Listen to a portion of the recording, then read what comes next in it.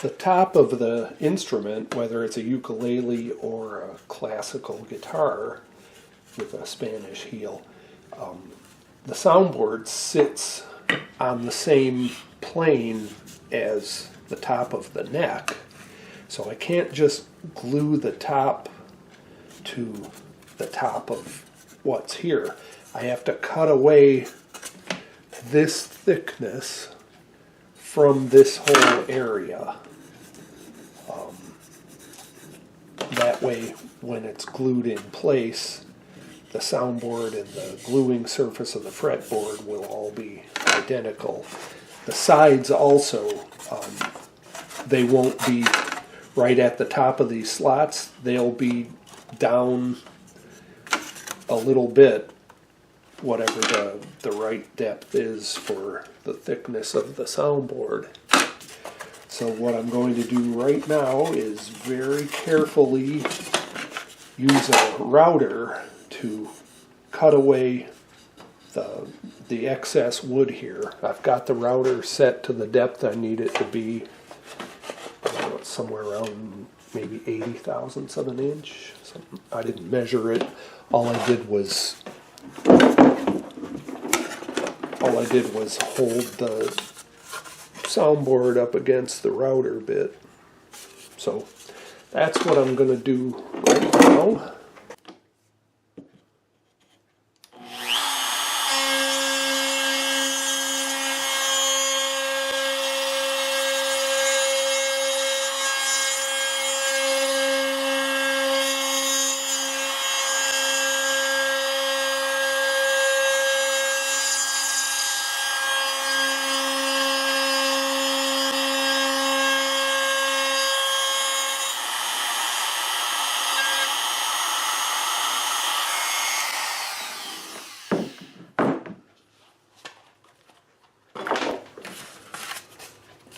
Okay, so now that'll sit right down there after I clean up the fuzz, and everything is right where it should be.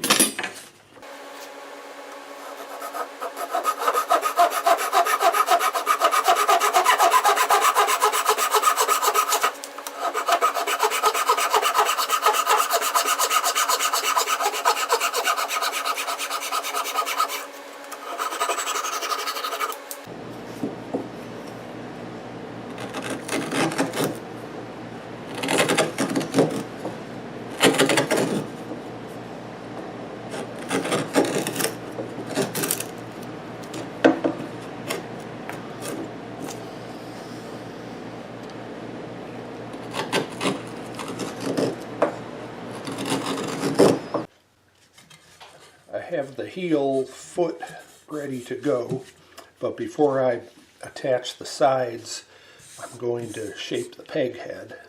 I've got a piece of Indian rosewood veneer glued on, and I will square it off and then do the shape.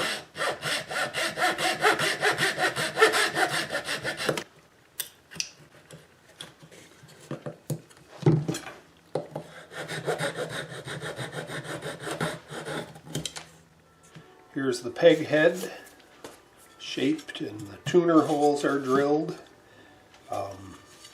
So the only thing I'm going to do now before I glue the sides on is use my router here with a quarter round bit in it and just cut a chamfer along the edges of the peg head.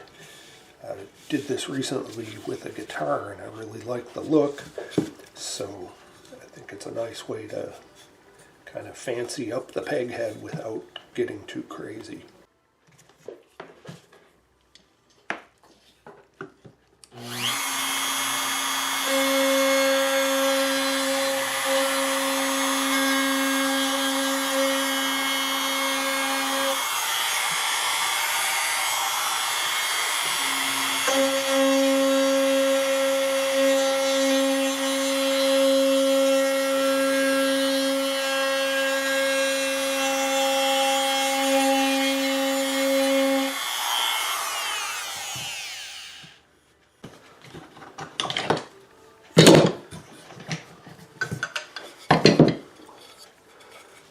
So there it is.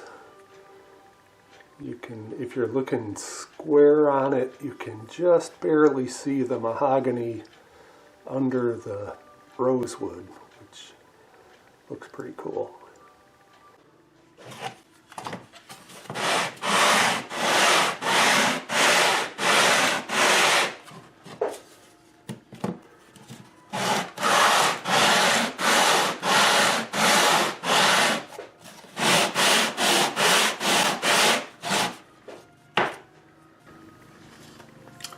Okay, I've made sure the kerfing is all flat, and it's flush with the sides also. So the thing I have to do now, the sides actually meet right at the center seam, but the Spanish heel has about, I don't know what this is, 5/8 of an inch at the center, so I have to remove that amount from each of the sides. So I'll saw away 5/16 of an inch from each side, and then I can put the sides into the slots.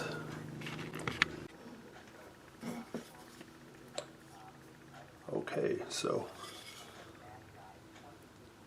got some glue in the slot, both sides, and now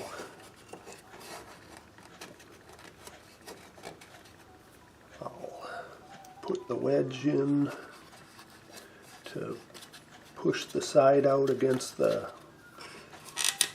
outer side of the slot, because the slot's just a little bit bigger than the side is thick.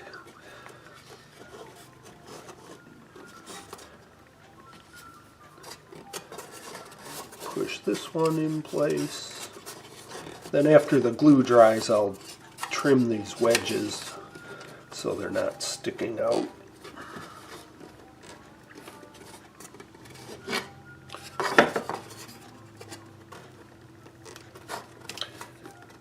There we go. That's a good tight fit now, gap free.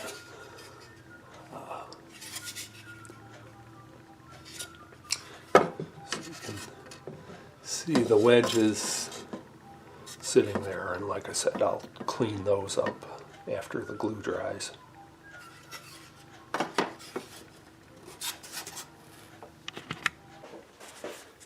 Here are the sides attached to the neck.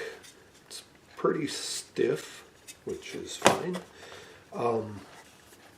Now what I'll do is trim away these wedges that I put in right along the neck block.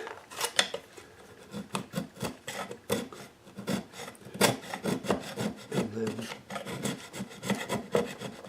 after I get that cleaned up, I'll shape the 3 soundboard braces and notch away a couple of pieces of kerfing where the 2 braces sit, the 2 longer braces, and then I can glue the top to the sides. These missing pieces of kerfing I'll glue in after the top is on.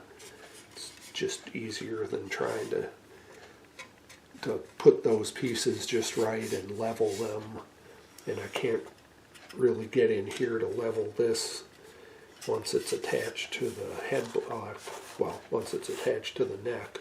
So I'll do that afterward.